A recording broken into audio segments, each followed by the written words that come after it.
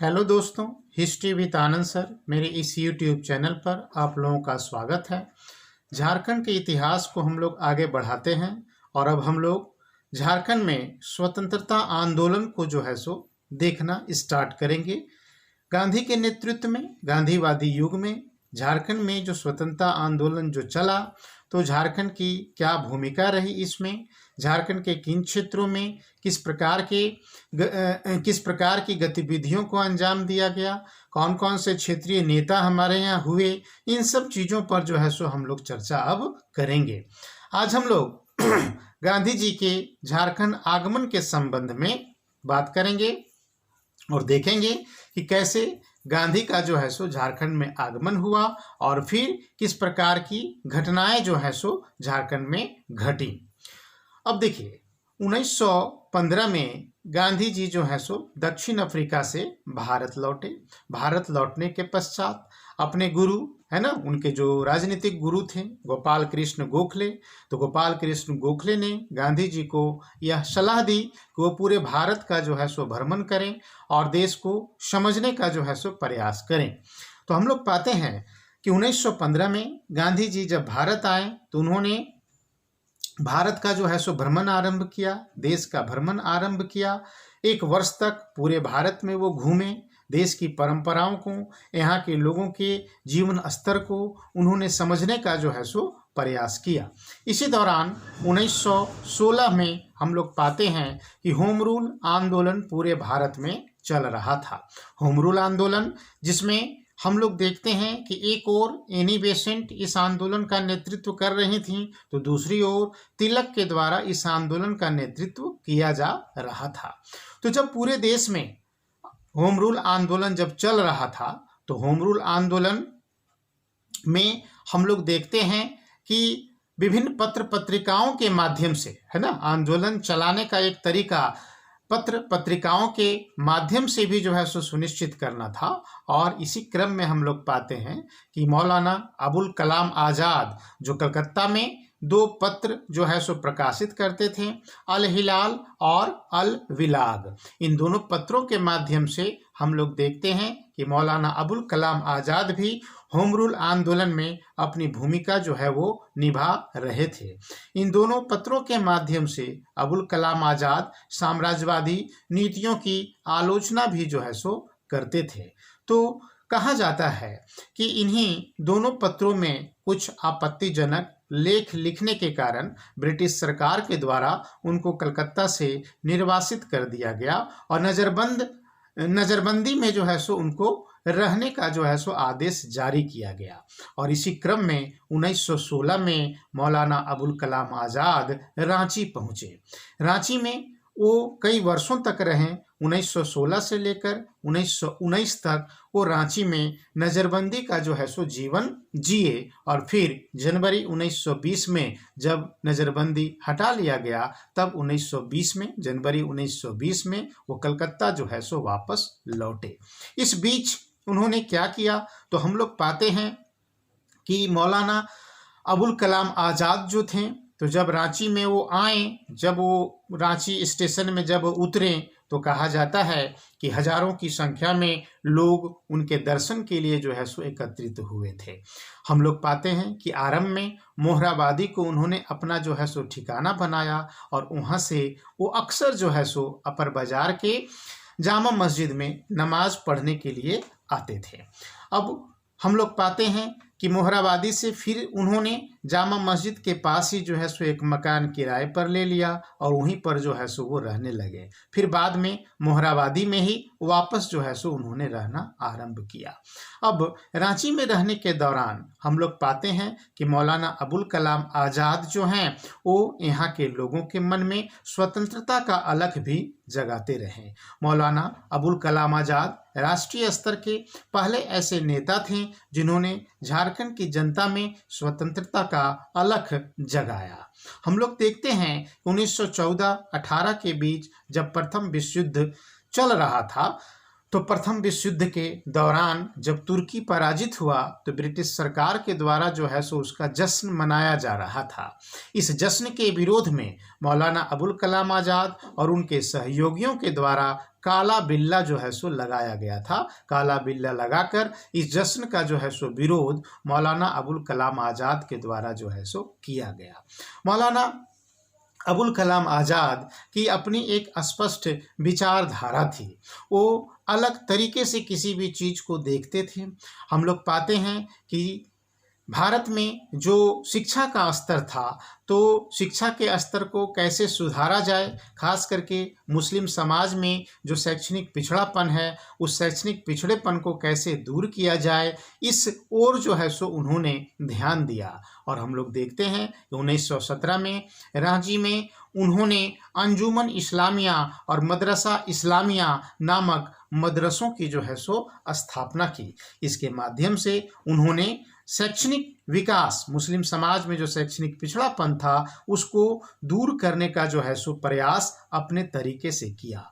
मदरसा इस्लामिया का जो इमारत निर्मित हुआ तो करीब 14 महीने में जो है सो ये इमारत निर्मित हुआ और मौलाना अबुल कलाम आज़ाद के द्वारा निर्मित ये एकमात्र जो है सो इमारत है। इसके लिए बहुत कठिनाई से उन्होंने जो है सो धन संग्रह किया था और उल्लेख मिलता है हम लोगों को कि मदरसा इस्लामिया की इमारत को बनाने के लिए उन्होंने अपने प्रेस को भी जो है सो बेच दिया था। अलविलाग नामक उनका जो प्रेस था तो इस प्रेस को जो है सो उन्होंने बेच दिया था और कई गण्यमान्य लोगों से, है ना, पैसे वाले लोगों से उन्होंने जो है सो पैसा एकत्रित किया था ताकि इस मदरसे का जो है सो निर्माण हो सके।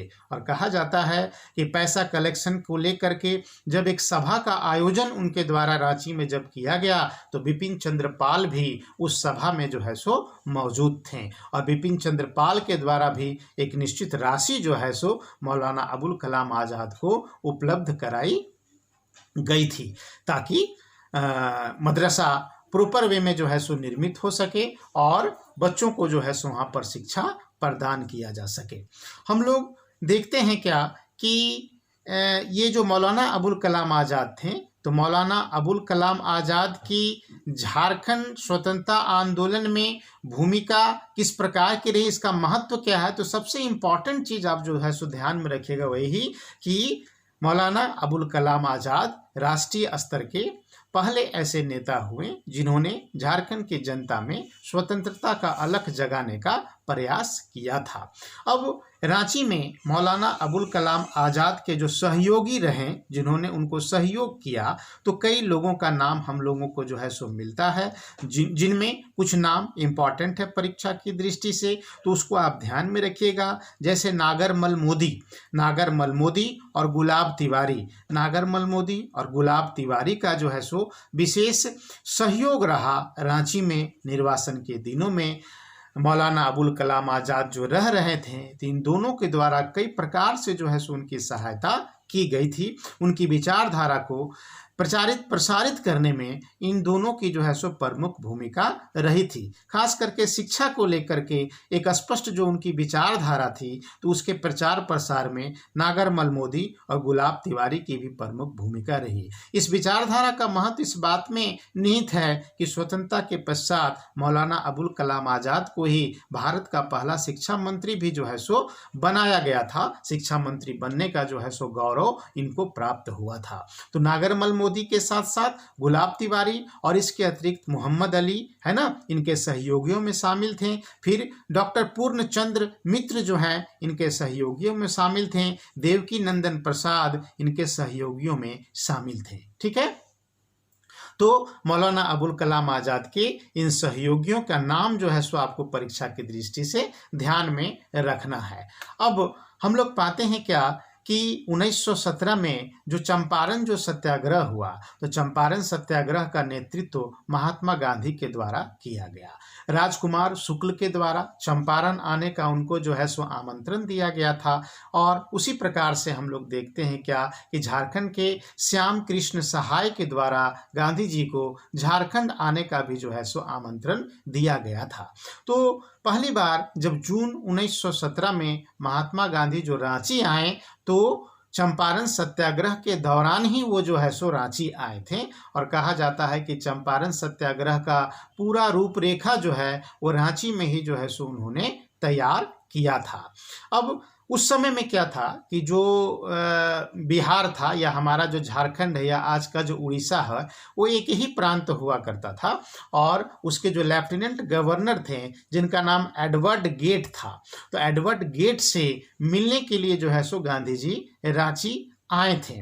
और जब वो रांची पहुंचे, मतलब चूंकि चंपारण सत्याग्रह जो है सो करना था, तिनकटिया व्यवस्था के विरुद्ध जो है सो यह आंदोलन करना था, तो एक लिखित आवेदन पत्र जो है सो लेफ्टिनेंट गवर्नर को भी देना था। तो कहा जाता है कि लेफ्टिनेंट गवर्नर से जो है जो रांची में उस समय रह रहा था, तो लेफ्टिनेंट गवर्नर से भेंट करने के लिए उनको आवेदन देने के उद्देश्य से गांधी जी जो है सो जून 1917 में जो है सो रांची आए थे।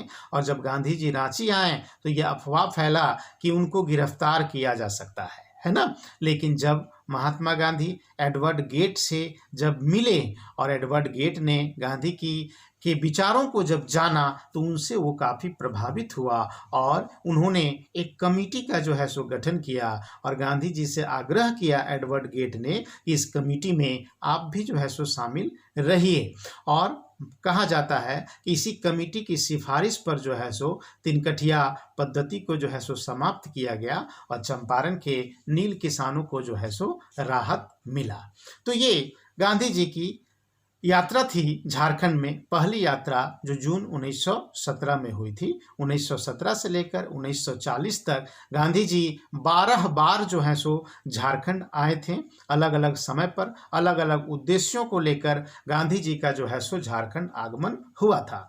2 अक्टूबर 1919 को दैनिक भास्कर पत्र में एक आलेख छपा। उस आलेख में गांधी जी की झारखंड यात्रा की जो है सो विवरणी छापी गई थी और उस आलेख के अनुसार गांधी जी 12 बार 1917 से लेकर 1940 के बीच में 12 बार उन्होंने जो है सो झारखंड की यात्रा की और उसका पूरा विवरण भी जो है सो उस आलेख में दिया गया है। और गांधी जी की इस यात्रा में ये उल्लेख किया गया है कि 1925 में देवघर की गांधी जी ने यात्रा की थी और देवघर में उन्होंने बैद्यनाथ मंदिर में जो है सो पूजा भी किया था और वहाँ के पंडा समाज के संस्कारों की जो है सो प्रशंसा भी उनके द्वारा जो है सो की गई थी।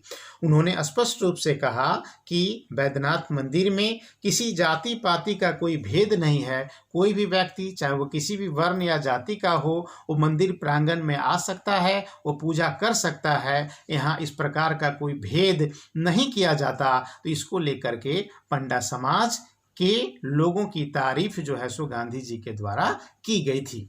खैर, तो गांधी जी की इन यात्राओं को हम लोग जो है सो क्रमशः देखेंगे। जैसे जैसे झारखंड में स्वतंत्रता आंदोलन हम लोग देखते चले जाएंगे, हम लोग देखेंगे कि गांधी जी कब कब झारखंड आए और उनकी किस यात्रा से जुड़ी हुई कौन सी ऐसी बातें हैं जो परीक्षा की दृष्टि से महत्वपूर्ण है। तो हम लोग देखते हैं कि 1917 में ये पहली बार झारखंड जो है सो आते हैं। ठीक है, अब हम लोग पाते हैं क्या कि महात्मा गांधी के द्वारा है ना जो प्रथम यात्रा जो उनकी जो हुई थी तो उसमें उनके साथ वज्र किशोर बाबू भी थे।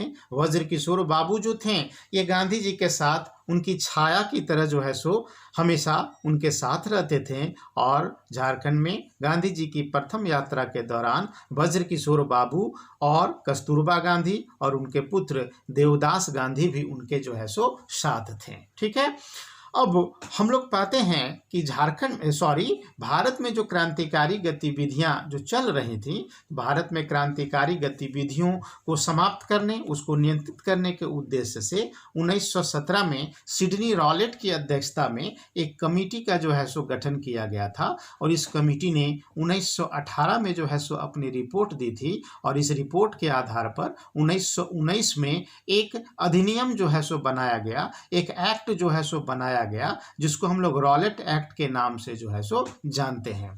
रॉलेट एक्ट में यह बात निहित था कि सरकार मात्र शक के आधार पर किसी भी व्यक्ति को गिरफ्तार कर सकती है और उसको 2 वर्षों तक जो है सो जेल में डाल करके रख सकती है। इसको काला कानून कहा गया और पूरे भारत में जो है सो रॉलेट एक्ट का जो है सो विरोध आरंभ हुआ। एक बड़ा रॉलेट सत्याग्रह जो है सो पूरे भारत में गांधी के नेतृत्व में जो है सो आरंभ हुआ और हमारा झारखंड भी जो है सो उससे प्रभावित हुआ। अब ये जो रॉलेट सत्याग्रह था तो हम लोग पाते हैं कि अखिल भारतीय स्तर पर गांधी जी की जो पहचान बनी तो ये रॉलेट सत्याग्रह के माध्यम से ही बनी। हम लोग देखते हैं कि जब रॉलेट सत्याग्रह जब आरंभ हुआ तो झारखंड के विभिन्न क्षेत्रों में भी यह सत्याग्रह जो है सो किया गया, धरना दिया गया, जुलूस निकाला गया, ब्रिटिश विरोधी प्रदर्शन जो है सो किए गए। और रांची में हम लोग पाते हैं क्या कि बारेश्वर सहाय और गुलाब तिवारी के द्वारा जो है सो इसका नेतृत्व किया गया। मतलब झारखंड में जो रॉलेट एक्ट के विरुद्ध जो सत्याग्रह आंदोलन जो चला तो रांची में इसके नेतृत्वकर्ता जो थे वो बारेश्वर सहाय और गुलाब तिवारी थे। फिर हम लोग देखते हैं कि पलामू में जिला स्कूल जो था उनके एक शिक्षक थे जिनका नाम था रामदीन पांडे। तो रामदीन पांडे के द्वारा 6 अप्रैल 1919 को अपने कुछ सहयोगियों के साथ जो है सो उपवास रखा गया था रॉलेट एक्ट के अगेंस्ट में। इसी प्रकार का उपवास और विरोध दिवस जमशेदपुर और चाईबासा में भी जो है सो किया गया था। बहुत सारे लोग जो है सो इसमें शामिल हुए थे। अब कांग्रेस में गांधी जी की गतिविधियां जो लगातार बढ़ रही थी, कांग्रेस में उनकी सक्रियता जो लगातार बढ़ रही थी तो कांग्रेस का पुनर्गठन भी जो है सो आरंभ हो गया था। और हम लोग पाते हैं क्या कि जिला कांग्रेस कमेटियों का भी जो है सो गठन अब होने लगा था। इसी क्रम में हम लोग पाते हैं क्या कि पलामू में पहली बार 1919 में जिला कांग्रेस कमेटी का जो है सो गठन हुआ। मतलब झारखंड में सबसे पहले पलामू में ही जिला कांग्रेस कमेटी का जो है सो गठन हुआ था। और इसके गठनकर्ताओं में 2 प्रमुख व्यक्ति थे, एक तो बिंदेश्वरी पाठक थे और दूसरे भागवत पांडे थे। तो बिंदेश्वरी पाठक और भागवत पांडे के नेतृत्व में पलामू जिला कांग्रेस कमेटी का जो है सो गठन हुआ था, जो झारखंड में जिला स्तर पर गठित होने वाली पहली कमेटी थी, पलामू जिला कमेटी। इसको ध्यान में रखिएगा। इसके पश्चात 1920 में हम लोग देखते हैं कि रांची और हजारीबाग में भी जिला कांग्रेस कमेटी का जो है सो गठन होता है। ठीक है। अब हम लोग पाते हैं कि 1920-22 के दौरान जो है असहयोग आंदोलन पूरे भारत में जो है सो चलाया जाता है। कलकत्ता का विशेष जो कांग्रेस अधिवेशन हुआ था तो कलकत्ता के विशेष कांग्रेस अधिवेशन में हम लोग पाते हैं कि असहयोग आंदोलन का जो है सो प्रस्ताव पारित किया गया था। और हम लोग को उल्लेख मिलता है कि कलकत्ता कांग्रेस का जो विशेष अधिवेशन था उसमें झारखंड के पलामू के एक प्रमुख जो आदिवासी नेता थे जिनका नाम था धनी सिंह खरवार, तो धनी सिंह खरवार भी जो है सो शामिल हुए थे। और कलकत्ता अधिवेशन में धनी सिंह खरवार ने महात्मा गांधी से पूछा था कि कैसे हमारा छोटा नागपुर जो है सो स्वतंत्र होगा। तो इस पर महात्मा गांधी ने धनी सिंह खरवार को कहा था कि आप जाइए, वहाँ कपास लगाइए, वहाँ चरखा जो है सो काटिए, आपका छोटा नागपुर जो है सो वो स्वतंत्र हो जाएगा। और जब असहयोग आंदोलन आरंभ हुआ तो धनी सिंह खरवार के द्वारा कुछ ऐसा ही किया गया। उन्होंने हजारों की संख्या में लोगों को जो है सो एकत्रित किया, जंगलों को जो है सो साफ किया और कपास की खेती जो है सो उन्होंने आरंभ की। साथ ही उन्होंने खुद को पलामू का राजा भी जो है सो घोषित किया था, जो आगे हम लोग चर्चा करेंगे।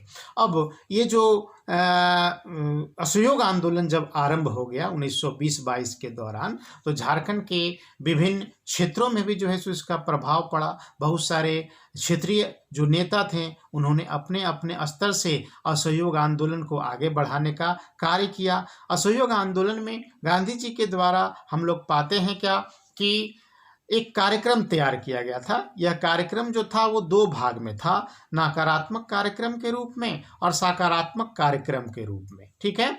अब झारखंड में इन्हीं कार्यक्रमों को जो है सो अमली जामा पहनाया गया। झारखंड के विभिन्न क्षेत्रों में इन्हीं कार्यक्रमों को जो है सो अपने तरीके से लागू करने का प्रयास विभिन्न क्षेत्रीय नेताओं के द्वारा जो है सो किया गया था। अब नकारात्मक कार्यक्रम में हम लोग देखते हैं क्या कि क्या क्या चीज रखा गया था। तो कुछ प्रमुख चीजों चीज़ों का उल्लेख हम लोग करते हैं कि असहयोग आंदोलन में गांधी जी ने जो ये कार्यक्रम बनाया था, तो नकारात्मक कार्यक्रम के अंतर्गत स्कूलों का बहिष्कार करना था, कॉलेजों का जो है सो बहिष्कार करना था, न्यायालय का जो है सो बहिष्कार करना था, विदेशी कपड़ों का जो है सो बहिष्कार करना था। इन सब चीज़ों को जो है सो नकारात्मक कार्यक्रम के अंतर्गत रखा गया था। इसी प्रकार से सकारात्मक कार्यक्रम के अंतर्गत राष्ट्रीय विद्यालयों की जो है सो स्थापना करनी थी, खादी का जो है सो प्रचार प्रसार करना था, हिंदू मुस्लिम एकता पर जो है सो बल देना था, मद्यपान के विरुद्ध जो है सो कार्य करना था। इन सब चीज़ों को सकारात्मक कार्यक्रम के अंतर्गत रखा गया और असहयोग आंदोलन के दौरान इन्हीं कार्यक्रमों को जो है सो अपने तरीके से झारखंड में लागू करने का प्रयास किया गया था।